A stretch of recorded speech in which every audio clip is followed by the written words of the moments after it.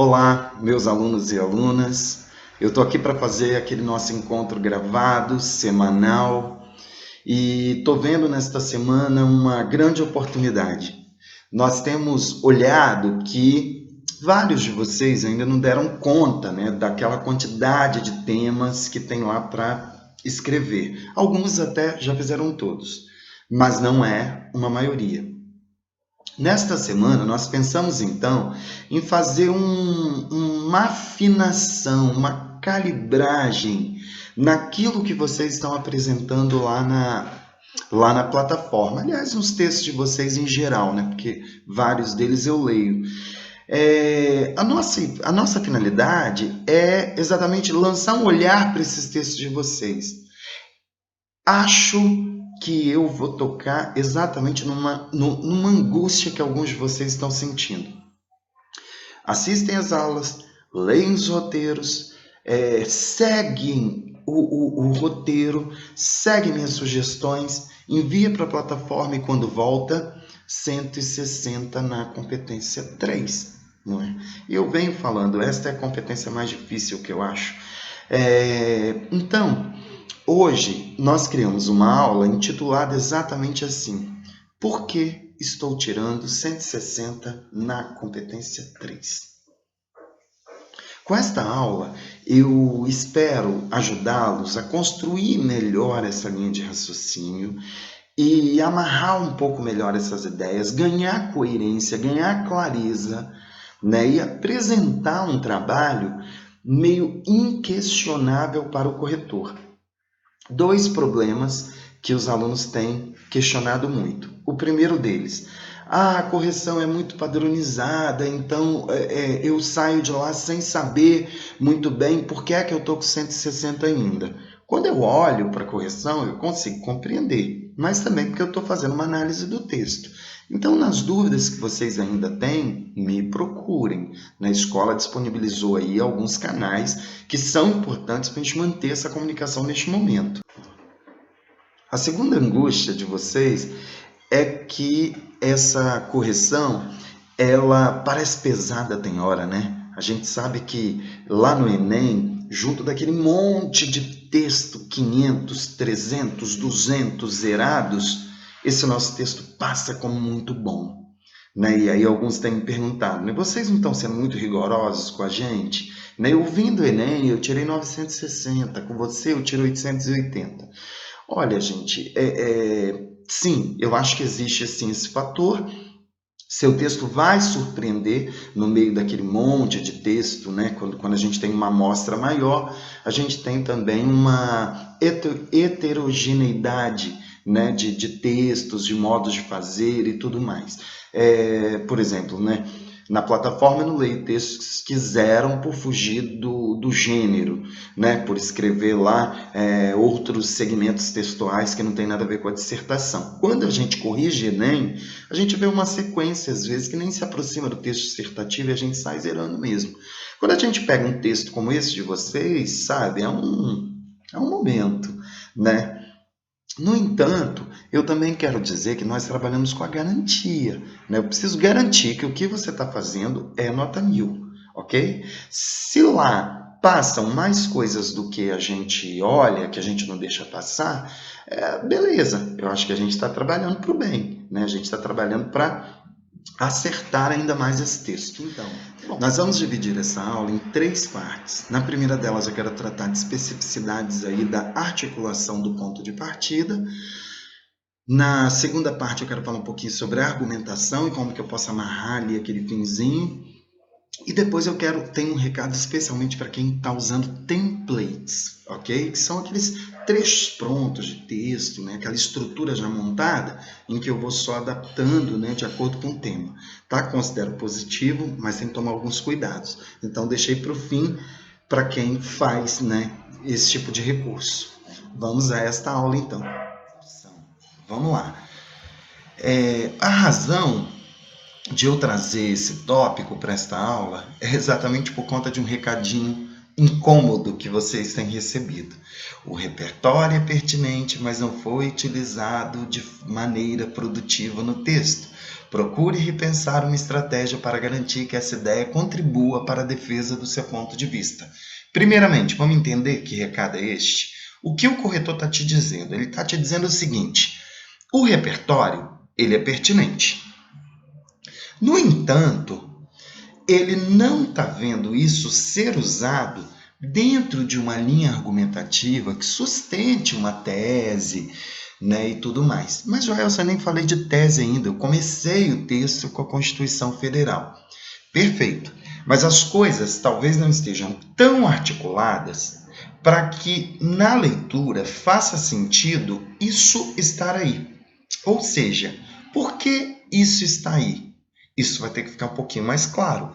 Para que esse repertório não apenas pertinente, mas que ele também seja produtivo, o que o Enem chama de produtividade, né? Ter uma razão para estar ali, não é? Por que isso acontece no Enem especificamente? Porque o Enem trabalha com a noção de domínio de tema a partir do repertório que você mobiliza para trabalhar aquele tema. Então, como é que eu te avalio, por exemplo, na competência 2, né? Qual o seu domínio do tema? Tem a ver com a sua capacidade de mobilizar as áreas do conhecimento. Lindo, ótimo. Só que isso pode impactar lá na 3, não é? Como que isso está sendo utilizado? Só lembrando que a competência 3, ela fala de quê? Ela fala de seleção, de relação, de organização das ideias em prol da defesa da tese. Então, hoje nós vamos pensar um pouquinho como articular melhor, né? E eu vou ter uma frase bem clichê aí, tirada lá do Pensador: a mudança só vem depois do incômodo. Você tem que se incomodar mesmo com esse recadinho. Mas não é para se incomodar para ficar com raiva do corretor, com raiva de mim, não é ou com raiva de você, o que é pior. Você tem que se incomodar exatamente para que você se predisponha a pensar em alterações no seu ponto de partida e depois na argumentação, para que esse recado desapareça do seu texto. Os pontos de partida mais utilizados até agora são nessa ordem, tá? Vocês têm usado muito nos textos filmes e séries, citações indiretas, citações diretas e alusão histórica. Com relação aos filmes e séries, eu trouxe aqui um exemplo. Traz aqui uma série que se passa nos anos de 2000 a 2007, né, que narra a história, né? Tá aí a personagem que engravida aos 16 anos e foge da casa de seus pais para poder cuidar da filha como queria. Ficou longo, cheio de detalhes, né?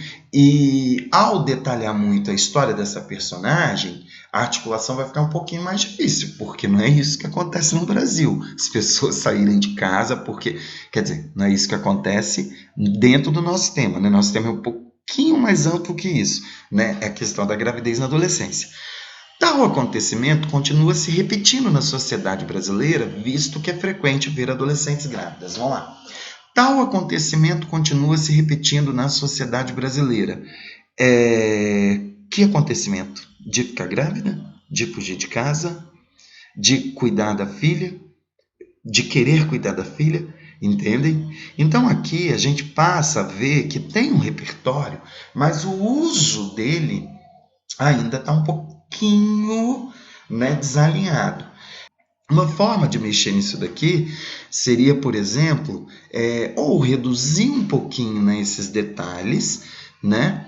Ou então dizer assim: tal enredo, embora com especificidades da vida da personagem, contribui para uma reflexão, né? Visto que é frequente as adolescentes terem muitos impactos devido a um problema brasileiro que é a gravidez na adolescência. Ou seja, nós precisamos fazer, né, essa articulação. De citação indireta, eu selecionei aqui uma que está sendo muito utilizada, eu fico feliz porque eu acho que cabe, eu acho maravilhoso.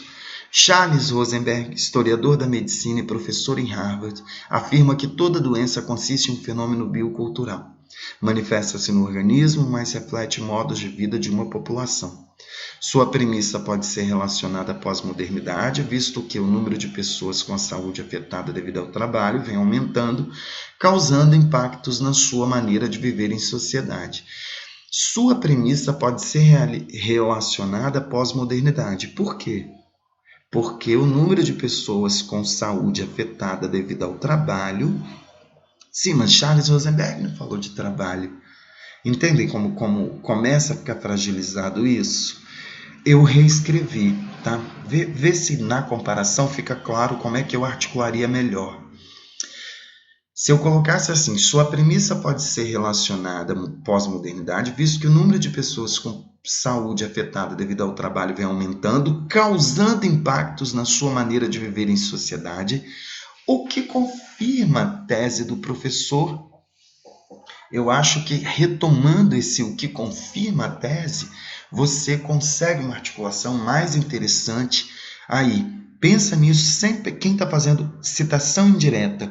Vamos fechar esse raciocínio trazendo o que confirma a tese, o que contraria o pensamento. Isso vai funcionar também aí nas citações diretas, olha só. Quem usou lá o Hipócrates, né? Lá no tema da alimentação. Ele diz assim, que teu alimento seja teu remédio seja teu alimento, né? Aí depois diz assim, suas orientações não têm sido, no entanto, seguidas integralmente pelos brasileiros, visto que, né, e se eu colocasse, né, visto que as pessoas não têm reconhecido o valor do alimento, contrariando a sabedoria do pensador. Olha aí. Né? Então, esse contrariando a sabedoria do pensador, reforçando a tese do pensador, isso vai te ajudar muito, tá? E por fim, queria trazer um exemplo aqui de alusão histórica também. No século XIX, contrário aos avanços tecnológicos ocorridos na Revolução Industrial, surge um movimento ludista que propunha a quebra dos novos instrumentos, uma vez que os operários acreditavam ser uma ameaça às relações trabalhistas. Ótimo, né? Abrir com o movimento ludista. Eu particularmente não gosto quando abrem com a Revolução Industrial, acho muito vago. Né? A Revolução Industrial é um gigantesco acontecimento social, né? Que abarca uma série de mudanças sociais, né? e conseguiu fazer com especificidade, porque trouxe um movimento ludista que é mais próximo da questão, né, da reação das pessoas à incorporação de tecnologias que elas sentem que a prejudicam. Agora, se eu parar e colocar assim, ó, uma vez que os operários acreditavam ser uma ameaça, que os operários acreditavam ser uma ameaça, né, os novos instrumentos, às relações trabalhistas.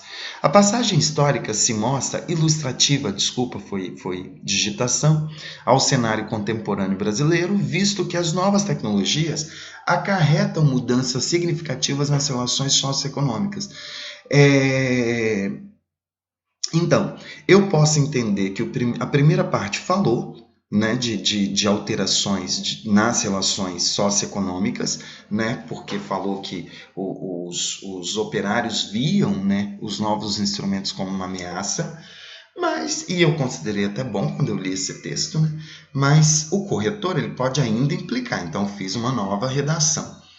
Eu coloquei assim, a passagem histórica se mostra ilustrativa ao cenário contemporâneo brasileiro, visto que as novas tecnologias acarretam mudanças significativas nas relações socioeconômicas, trazendo novamente a constatação de que produzem males à população. Olha só, lá produzia males, aqui produz males, e é dessa forma que eu vou fazer o quê? Eu vou fazer a articulação, beleza? Esses foram os pontos de partida mais utilizados. Eu quero que vocês lancem um olhar, peguem os textos todos que vocês produziram até agora, vão abrindo e vão olhando, né? Quais que tem aquele recadinho incômodo? Como é que eu poderia reescrever isso? Vamos usar essa semana para reescrita, galera, né? Reescreve esse parágrafo, vê se ele ficou um pouco mais coerente, né? Nos procure, Joelson, melhorou, ok? Isso vai ser bem interessante. E o segundo pontinho que eu queria trazer está lá na nossa dica mensal de abril, para quem não acessou. É uma dica em que nós, professores, tratamos um pouquinho de como você pode deixar esse ponto de partida um pouco mais produtivo, que é reiterando, que é trazendo esse ponto de partida em outro momento do texto, e eu posso fazer isso tanto no segundo parágrafo, tá aqui, ó, abriu com Confúcio, né? Aqui na esquerda, abriu com Confúcio, e lá no segundo parágrafo, uso o próprio Confúcio como argumentação. Isso é muito legal de se fazer. Ou então, você abre aqui, né, com o livro 1984, né, e lá no fim do texto, lá na conclusão, somente assim será possível combater a passividade de muitos dos que utilizam a internet no país e, ademais, estourar a bolha, que da mesma forma que o Ministério da Verdade... Olha só, aí eu trago o 1984 de novo. Eu não vou me delongar nesse material, porque ele está lá bem explicadinho, é a dica mensal de abril, ok? Eu vou para o segundo ponto da aula, ainda dentro da perguntinha, por que estou tirando 160 na competência 3, ok? Articulação no desenvolvimento. Eu trouxe aqui 3 passos para mostrar como é que uma argumentação ela pode ficar mais consistente. Isso aqui faz parte de um trabalho feito com um aluno do colégio, né, e que estava buscando exatamente fazer desaparecer aquele recadinho incômodo do Bourdieu, que foi usado como repertório bom, mas que ainda não é tão produtivo, né? E aí, a primeira redação que ele fez foi essa daqui. Ademais, é imperativo ressaltar a desigualdade econômica como promotora do problema. Ok? Aqui está falando da alimentação e saúde. De certo, pessoas menos favorecidas financeiramente não dispõem dos mesmos recursos que aqueles com maior poder aquisitivo, como, por exemplo, alimentos de maior qualidade e consultas a nutricionistas. Nesse contexto, ganha relevância o conceito de capital cultural do sociólogo francês Pierre Bourdieu, segundo o qual determinados conhecimentos são acessados apenas pelas classes dominantes e, sendo prestigiados, contribuem para a distinção de classe. Galera, se eu parar aqui, eu estou perdido. Ponto 1. Tem repertório? Tem. Ele está sendo usado de modo produtivo? Não. Porque eu vou puxar uma seta e vou perguntar, e daí? Se eu parar aqui em classes, tá? E daí que Bourdieu disse isso? O que isso tem a ver com o que você está discutindo? Tem que ser produtivo para discussão, galera. É isso. Dessa forma, aí ele continua. Dessa forma, apenas a parcela populacional com maior poder econômico tem alcance a profissionais e a produtos saudáveis. Opa, eu estou fazendo uma certa relação aqui, ó, com o que Bourdieu disse, né? Mas, não sei se está tão clara ainda a relação entre Bourdieu e isso daqui. Assim, por inferência eu consigo, mas não está claro. Assim, possuem um hábito alimentar superior aos mais pobres. Eu não sei se eu posso chegar a essa conclusão só porque Bourdieu disse isso. Não sei, repetindo, não sei se eu posso chegar a essa conclusão só porque Bourdieu disse isso. Eu quero melhorar isso daí. Aí nós fomos para um passo 2. Chamei a atenção e aí a nova redação ficou assim. Dessa forma, apenas a parcela populacional com maior poder econômico tem alcance a profissionais e a produtos saudáveis. Assim, possuem um hábito alimentar superior aos mais pobres, conforme afirma Bourdieu. Aí caiu um segundo problema, por isso que é o passo 2. Bourdieu não disse isso, que os mais pobres se alimentam de modo inferior aos mais ricos. Bourdieu não disse isso porque Bourdieu não tratou de alimentação. Sacaram? Eu preciso pensar numa forma que faça o seguinte.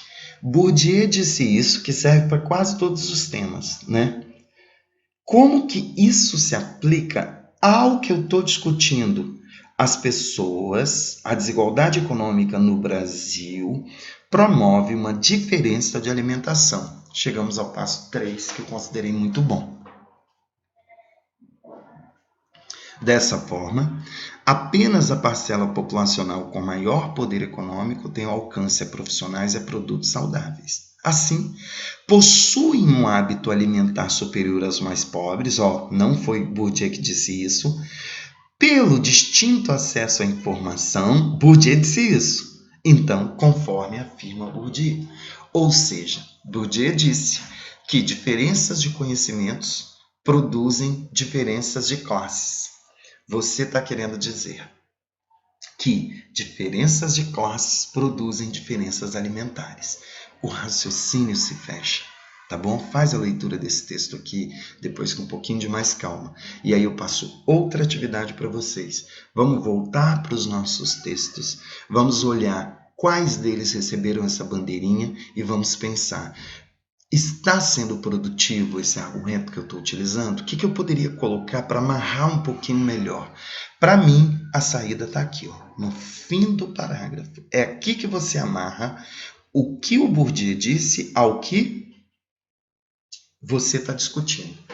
Dois problemas são muito comuns neste momento. Primeiro deles, o argumento é tão amplo, tão amplo, tão amplo, tão amplo, tão amplo, que a gente sai do parágrafo achando que não tem nada a ver. Por exemplo, quando você seleciona a fala, às vezes até direta, de algum pensador que só diz assim, né? Para o mundo melhorar, precisamos nos unir, sabe? E aí, por isso, a alimentação é ruim, então a gente tem que se unir para melhorar a alimentação. Aí, galera, eu acho que está no nível da seleção desses argumentos. Tem que repensar isso e a gente vai buscar argumentos padronizados, mas dentro de uma linha, dentro de um limite aceitável, né? Eu não posso pegar coisas muito amplas, perfeito? Segundo ponto que pode estar acontecendo: eu não entendi muito bem esse conceito, e aí eu não consigo amarrar. Galera, a redação também se estuda, a gente precisa entender esses conceitos. Tem videoaula, tem os professores de vocês que têm que ser procurados, perfeito? Então esse terceiro parágrafo aí vai ficar muito melhor. Indo para a minha terceira parte da aula, eu queria fechar aqui com vocês falando um pouquinho desses templates, né? Tem muito aluno que prefere uma estrutura única que ele vai usando, ele vai, na verdade, adequando para o tema, né? Isso eu estou chamando de template, porque você tem ali um fundo, né, já pronto, né? E eu só vou, então, né, mexendo, adaptando para o tema. Para quem não entendeu ainda o que são os templates, são os começos prontos, às vezes o parágrafo do meio é pronto, o terceiro parágrafo é pronto. Galera, com relação a templates, eles são uma carta na manga, eu não tenho dúvida, né? E eles podem ajudar bastante. Agora, vamos dar assim, galera, a César o que é de César, né? Templates são bons? Sim. Templates resolvem todos os temas? Não. Templates ficam forçados? Sim. Templates me ajudam? Sim, também. Então, o que você tem que fazer? Para quem está usando os templates? Usa os templates, mas nós estamos no mês de maio. É um excelente momento para você fazer o seguinte: já aplicou o template? Vamos agora fazer umas mudançazinhas, vamos adequar, vamos melhorar. Eu fui à internet para não usar os templates que circulam em Jardim da Penha. Eu fui à internet e peguei lá um site que oferece esse modelo de introdução e diz que para qualquer problema social isso serve. E começa assim. Segundo Zygmunt Bauman, sociólogo polonês, a falta de solidez nas relações políticas, sociais, políticas e econômicas é característica da modernidade líquida vivida no século XX. A professora diz que aqui é só você colocar agora o tema e o problema. E a minha pergunta é: só vai ser produtivo se esse seu tema e esse problema for explicado, se submeter à lógica da falta de solidez nas relações sociais, políticas e econômicas. O que eu estou querendo dizer? Se você não entendeu bem esse conceito do Bauman, esquece. Sai desse template, porque não vai dar certo. Perfeito? Então é isso, tá, galera? Para os templates, eu tenho olhado assim, casos bem individualizados, ok? Tenho mexido em alguns e queria dizer assim que que a intenção ela é boa mesmo, né? Tem aluno que se perde um pouco no texto e quando ele tem esse template, né? O template guia ele. Só fazer algumas mudançazinhas, procure caso não esteja dando certo, ok? Ou se não tiver ao seu contento, a gente faz esses ajustes. Este era o momento que eu queria ter com vocês, né? Tentar responder um pouquinho por que esse 160 insistentemente tem vindo e eu quero vocês, é claro, com 200 nessa competência 3. Um grande abraço aí para todos, né? Se cuidem, claro, né? E continuem escrevendo, praticando. Usem esta semana então para a gente fazer, né, revisão e retomar esses textos de vocês. Beleza? Um abraço.